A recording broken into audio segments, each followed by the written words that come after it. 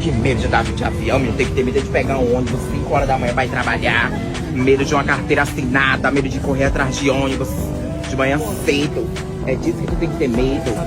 Deixa eu te falar uma coisa, medo mesmo é viajar de avião sem conhecer os seus direitos, porque quando dá problema, atraso, cancelamento, bagagem, quem não sabe o que pode exigir fica totalmente perdido.